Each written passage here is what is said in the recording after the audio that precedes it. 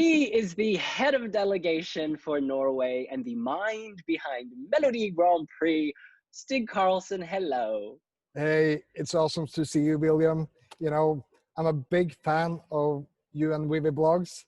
I've told you this before, but the amount of content you put out there celebrating Eurovision, and you're so damn professional, so fun, and it's so insightful. So a compliment to you and the guys for, doing Wiwibloggs. Oh, tusen talk. Thank you so much.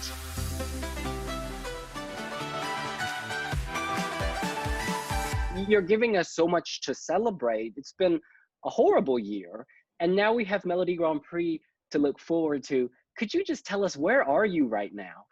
This is the actual arena where we're going to have a premiere of our season on Saturday. So this is actually the first look of the stage. No one has seen this. And it's massive. It's huge. So you have something to look forward to on Saturday, the first of 6 Saturdays with Melodi Grand Prix. It's going to be massive. It looks amazing. When did you start planning this whole process? Was it the day after last year's selection?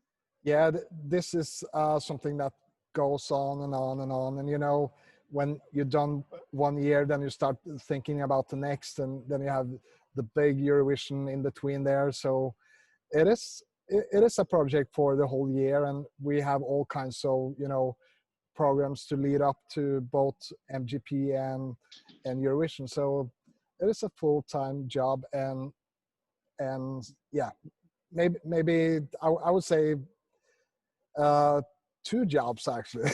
It's day and night. And this is obviously the first time you've had to plan a national selection during a pandemic. Highly unusual. How did that change your thinking at the very beginning? I think this is the most important MGP ever, and I would say that for the other countries as well, doing their national finals, because we're in dark times, and we need something fun to look forward to, and we need a bit of celebration, taking us away from all our concerns about the future and people concerned about their jobs or their health or whatever. So I really think this is the most important MGP Eurovision year ever.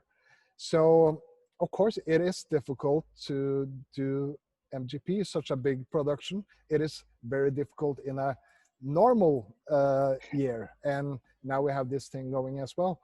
But it's for us and for me, it's awesome that we can wake up in the morning and have this to look forward to, and being focused on this. So it is good to. I think this should be a part of the health plan for Norway, MGP this year. So I think we're doing very important work now. I'm curious, are TV ratings in Norway up because everyone's at home? It is actually. MGP is always popular, but all the weekend shows especially are doing very well now, because you can't go to concerts, you can't go to the theater, the cinemas are closed down. So it is a big task ahead of us to bring people together and have them getting entertained by the big show that we have to offer. So it's good. We're excited. And I guess for the artist, there are fewer opportunities to promote themselves, to do gigs. Have you noticed a difference in enthusiasm or interest from the artist side because of the pandemic? I actually have to say that the artists and the music industry, they have a certain way of thinking what they want to do and not, and I don't think it has changed that much. Happily, people are very enthusiastic about MGP, so we're in a good place. And then you have some artists who don't like to compete in a concept like this, and that's okay too. So but we have a lot of great things to offer to the audience this time. There's big names. There's some new talents, people that you haven't heard before, but but which but they are so great that they deserve the spot on this big stage. So it is. I know. My job is to sell you this, but I really feel very good about this year. And we read your interview with ESC and you mentioned that perhaps there were a few winners of not just MGP, but of Eurovision in your lineup. Could you tell us about that? What were you feeling when you heard these songs for the first time? I got this job because I have, I think it's called flair. If you, and I think I have that, I can listen to music and understand if it will reach a broad audience. And so when I hear these songs, I just have to, try these songs on other people and see if they have feel the same way that I do. Because if you can see the lights in their eyes and they respond the same way as I do, then you have something. So we're bringing on songs of different types of music. Some songs an artist should reach a younger audience, some should reach the people that are older, and there's a lot of different factors for bringing this artist together. But you should have a few songs that you believe in, that you think gonna win Eurovision, and then you're gonna have some other songs which is just fun to have there and which have a different quality. So so I think it's totally okay to say that I have 4 songs that I believe have a fair chance to win the Eurovision. But we have 26 songs that are really great for the format MGP. So yeah. And in terms of those 4 songs, are they only among pre-qualified artists, or are they spread out throughout the competition? I wouldn't tell you, but I can tell you they are spread out. There's some here and some there. And okay. Yeah. Well, one act that everyone on the internet is talking about is KEiiNO returning. You talked about having the flair for a winner, and clearly you did, because KEiiNO did win the televote at Eurovision. Correct. I'm just curious, were you surprised by that, or did you expect that?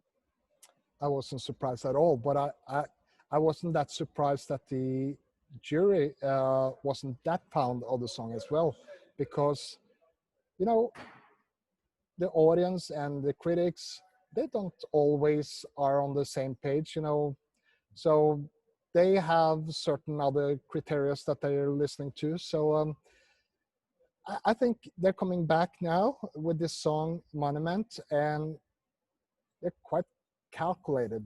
They have written a song I think going to do well with both the audience and the jury, but they have to beat another 25 songs now to make it to Eurovision again, and that's going to be hard as well. So it's going to be a tough competition for them as well as all the other artists.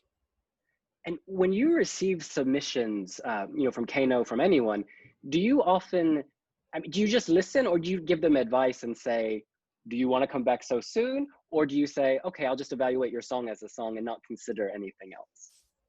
I think there's a time for everything. So I think it's important to think it out. And there's many times I told big artists, big names, should we do it next year when you have written a better song? And I think that's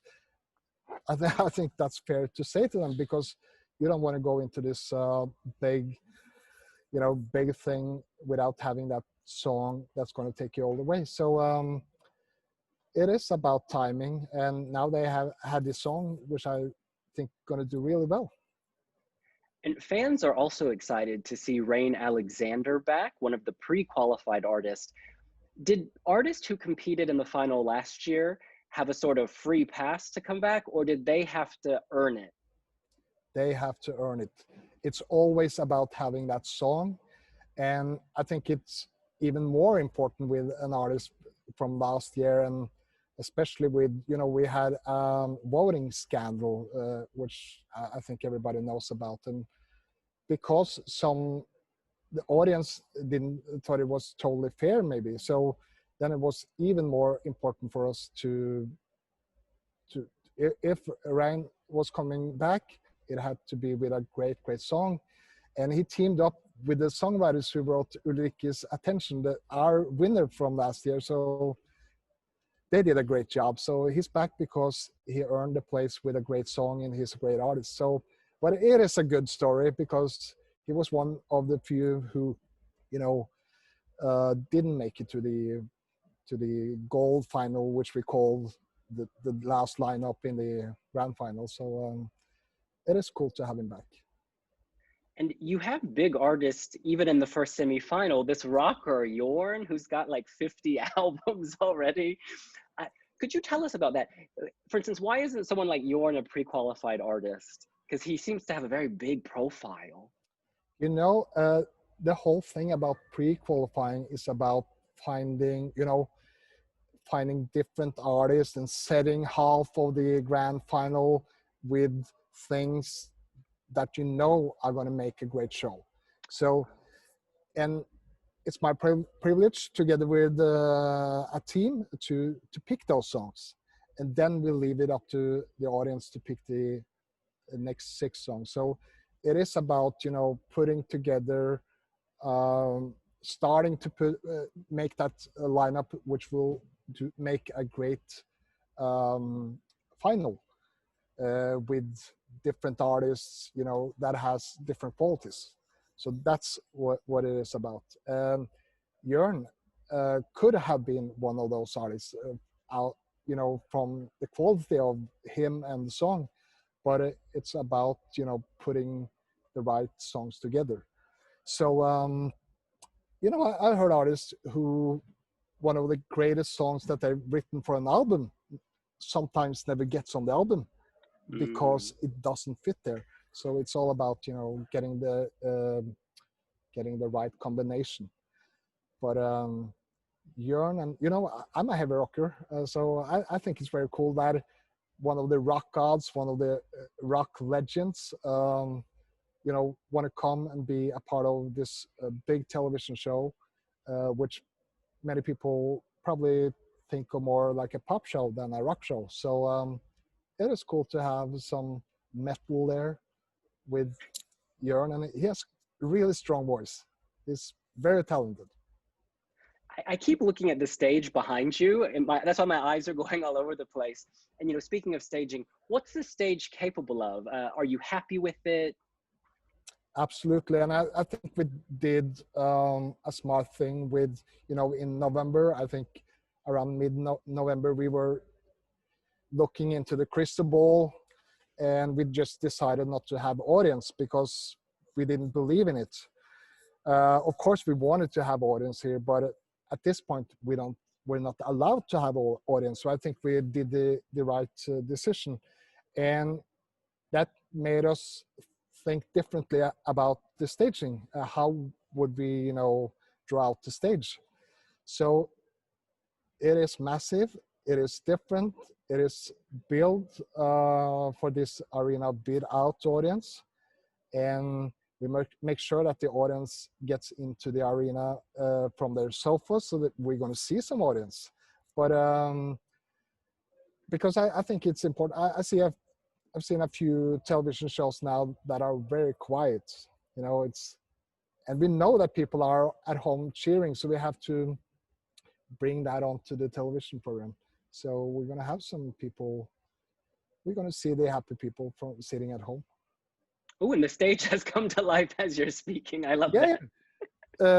This is the first rehearsal day, and the light technicians are actually sitting for a few more hours and doing their stuff. So there could happen a lot of things there. I just make sure that there wasn't any music into the arena, so you'll hear just a little of it behind me. But it fits with your rock aesthetic, I must say. All the black and white.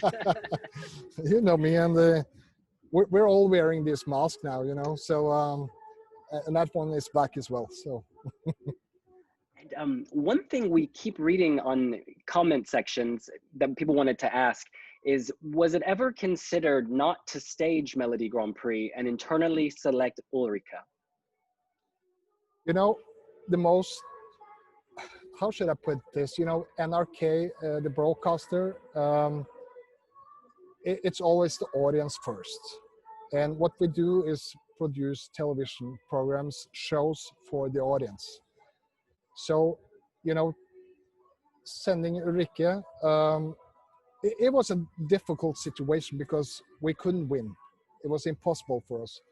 But, you know, NRK is about the audience, and, you know, don't doing 6 nights of entertainment for the broad audience would be wrong. So it is sad that we didn't get to go with Ulrikke, but it is what it is. And it's I also think it would be bad for the music industry. You know, now we have 26 artists who can showcase their music, meet that big audience, and I don't think it would be fair to them to take this down. So Gotcha. yeah, but of course it was not easy. I was very sad about the whole situation, but there's a lot of dreams who has gotten broken from Corona, and we can't do anything about Corona. So, but I'm happy we're gonna have a vaccine, everybody soon. So that'd be good. Absolutely. And another question people had is, what happened to the regional selections, you know, North Norway, South Norway, etc.? You know, it was, how should I put this? Now we have more freedom to choose the right songs to put together for the different semifinals. You know, it made it a bit difficult for us to, you know, have to force songs into the different semifinals because we divided the country. So I think we had, it was easy to get all the great songs on there rather than you have to pick another song from that region. So yeah, it's not happening. We're showcasing actually music from the whole of Norway. Every county is there. Not every county, but every part of Norway are included in the show. So it'd be good, but we didn't have to force them into the different semifinals. And what about the addition of a wild card round? It's almost like a sporting event, adding drama. Yeah, you know, we brought people in and on stage, you know, and they were there for 50 minutes, and then we had to tell them to leave because they didn't get the votes to, you know, go to the final. So that was really sad. And I think if you can be a part of this, you know, circus for a longer time, then you have the possibilities to play it out in social media with the press. And also some songs need to, you know, people need to listen. Some songs are made for listening. You have to listen to them a couple of times before you understand them. So I think that's fair to those songs as well. And another question we're getting is, why did Norway move to online voting only? You know, the online voting is much more fun. You know, it's faster. You can put in different features there. So it's much more fun. And it is the future because, you know, people are not texting anymore, and especially the younger generation. So it makes sense to do the online voting. And everybody now have the internet. So and you don't have to have an app. It's just an URL address, so it's not difficult. And of course, last year's final had some voting issues because the show's so popular, so many people were voting. What changes have been made or steps have been taken for this year to make sure that doesn't happen? You know, it's essential that the voting system works. So the technical division have evaluated, and, you know, they've done the work to make sure that this doesn't happen again. But you never know. Internet. Sometimes you see headlines. Google are down. So we don't done everything in our power to make sure that this system is much more, much stronger, and can take what it takes to get all the votes in.